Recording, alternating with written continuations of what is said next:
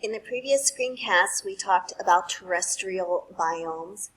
Now we're going to be talking about aquatic biomes, biomes that are based on water, either fresh water or salt water.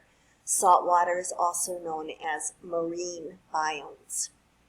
And the terrestrial biomes had been based on temperature and precipitation primarily, and at the next level, at what type of plant existed in that area.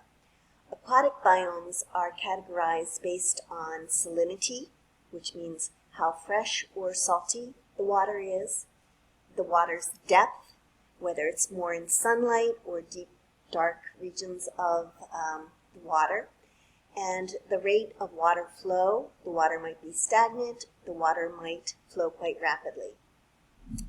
So the categories of aquatic biomes that we have are listed here: streams and rivers, lakes and ponds, freshwater wetlands, salt marshes, mangrove swamps, intertidal zone, coral reefs, and open ocean. And I'll go through each of those, beginning with streams and rivers. So what's the difference between a stream and a river? Absolutely nothing, except the size, which is just a generally agreed upon vocabulary definition that streams are smaller than rivers. So both streams and rivers are flowing fresh water, and they may originate from an underground spring, or they may originate as runoff from rain or melting snow. Streams are agreed upon that those are more narrow and have relatively small amounts of water. Rivers are wider and carry larger amounts of water. Lakes and ponds are similar to the situation with streams and rivers, only lakes and ponds are standing water, not flowing water, and sometimes they are too deep to support emergent vegetation. And again, we have an agreement that lakes are larger than ponds, but there is no set number where a pond is then categorized as a lake and vice versa. So let's take a look at lakes and ponds. On the left here we have Lake George in New York State. And you see the water is very crystal clear and blue, so it's low in nutrient level. And then here is a diagram of the lake where the lake is divided into different sections or different zones. The most productive zone is the emergent rooted plant zone right here in the littoral zone. And so in the littoral zone, there's plenty of sunlight, it's very shallow, and plants that have roots emerge above the level of the top of the pond or lake. So that's emergent rooted plants in the littoral zone, and that's the most high productivity. The next highest level in productivity is the limnetic zone, and so that is the zone where the sun's energy reaches, so there is light, and photosynthesis does take place there. There aren't any rooted plants. There are photosynthetic floating organisms. So there is productivity, but not as much as the rooted plants. And below that is the profundal zone, which is dark. And so no photosynthesis is taking place in the profundal zone. Typically what happens is as things like fish die, and parts that are not, and they start to decompose, parts that are not taken up by other organisms in the limnetic zone will drift downward, and they will drift into the profundal zone, where bacteria will feed upon this debris, and the bacteria, while feeding on the debris, use oxygen. So the profundal zone is typically very low in oxygen, and certainly low enough that it won't support things like fish to live in there. And just one other zone to know about is the benthic zone, which can be in shallower water all the way down to, through limnetic water, limnetic zone, all the way down to the profundal zone. And the benthic zone, certain organisms prefer or are adapted to that zone. Now, a second category is freshwater wetlands.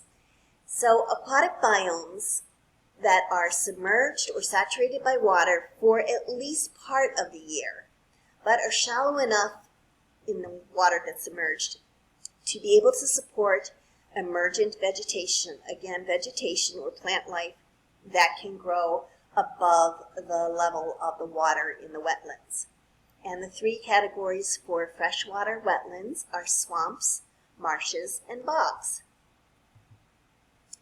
So on the left, we have a picture of a swamp, and you can see there's a bald cypress tree, actually many of them, rising out of this very swampy, wet water.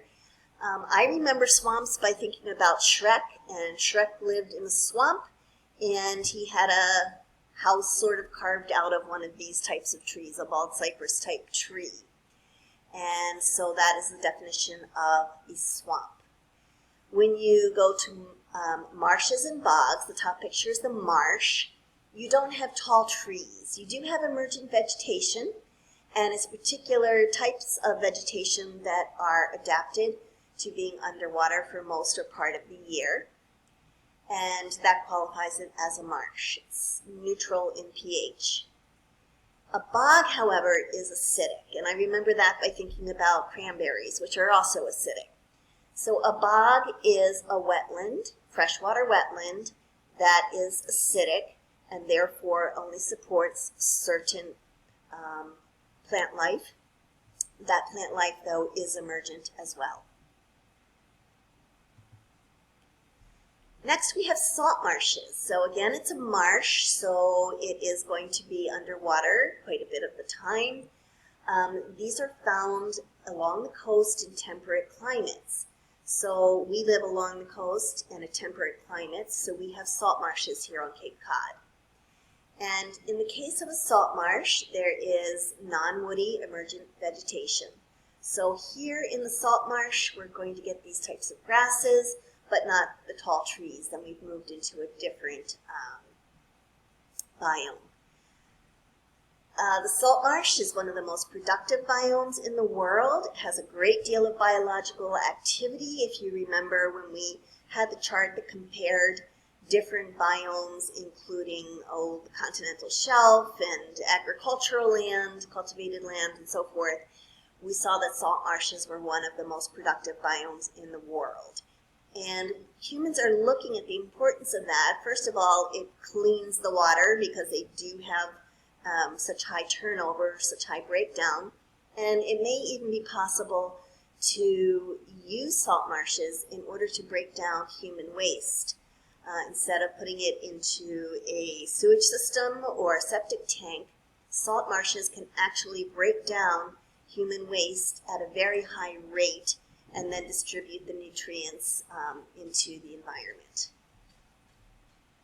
So that's something that's under research right now. Okay, next we have mangrove swamps, and mangroves are found in tropical and subtropical coasts. They're certainly found along the coast of Florida. And mangroves, there's several different species, 3 different species of mangroves, but they're specialized trees whose roots are constantly submerged in water, salt water, and they're salt tolerant. So when you look at their roots here, if you've got a close-up of them, you would see that there are pores all along all of these root structures, and the plant or the mangrove excretes salt on those pores and then just is able to capture the fresh water for itself. These are very important for several reasons. The mangroves line the coastal regions and are able to absorb the energy from strong storms like hurricanes, and that protects the coastline behind it. But in many cases, we take down mangroves in order to have a direct view of an ocean or the Gulf of Mexico, and by taking these down, we're actually putting our regular beaches and residential structures and hotels at risk. Another important feature of the mangrove swamps is the habitat that it provides for small fish or newly hatched fish. a great percentage of the fish that we eat, that we consume in our regular diet here in the United States, the fish start their lives in mangrove swamps, and it protects them from predators because the larger predators can't get in there. And as they grow, the fish move out into the more open water. Okay. And next we have the intertidal zone. It's a part of the coastline that exists between high tide and low tide. So it's typically a narrow band, though the size of it can range. And it often has crashing waves, which can make it a challenge for organisms such as sea stars to hang on to the rocks, but they are adapted to do so. It's also a relatively productive zone. Here on Cape Cod, that's where we get our clams, oysters, and that type of thing from the intertidal zone. Coral reefs, yes. So coral reefs are found in warm waters, shallow waters, just off the shoreline. So you might see them, say, along the Keys in Florida, and of course Australia's Great Barrier Reef. And they are formed over long, long periods of time. Coral itself is a combination of two organisms. One is a polyp, or an animal, that brings in phytoplankton or detritus, and the other part is an algae, which is photosynthetic and also provides food for the pair. The polyp, or the animal part, exudes a limestone like a shell, but it's an exoskeleton for the animal. And when it dies, it leaves behind the shell, and other organisms, other corals, build on top of that. So coral reefs are important because they are the Earth's most diverse marine biome, or the most diverse ocean biome is what we mean by that. Coral bleaching has been a problem in recent years. Coral bleaching is when the photosynthetic part leaves the limestone shell with the polyp, and therefore the coral turns white. And that has been happening due to pollution and due to warming of the ocean temperatures. If the ocean warms up even just 2 degrees, it leads to bleaching. And an area of coral can recover if the conditions are changed soon afterward. But if the conditions persist for a period of time, then the coral will die, and that'll be it for it. Suntan lotion is one of those pollutants that has been studied and appears to contribute to coral bleaching. There are quite a few others as well. Okay, last but not least, we have the open ocean. So let's see, how much time do we have here? Okay, so the open ocean consists of many different zones. They're simplified into a few zones here in this textbook. Intertidal zone, we've already talked about, the area between high and low tide. Then the first 200 meters, and a meter is about a yard, so the first 200 yards deep is known as the photic zone. Photo as in photosynthesis, light, etc. And that's the area where the sunlight penetrates, and that's where photosynthesis will occur. Below that is the aphotic zone, which may be moderately deep to very, very deep, and the sunlight isn't reaching there. So much the same as with lakes that we talked about, the same conditions exist in the aphotic zone. Really highly adapted animals to that zone, very little in the way of large organisms such as fish, and that's because they're reliant on the marine debris and things like bacteria in this zone, which use up a lot of oxygen. And again, like the lake, we have a benthic zone, which may range from a shallow area to a very deep area where organisms are adapted. So that's it for this screencast.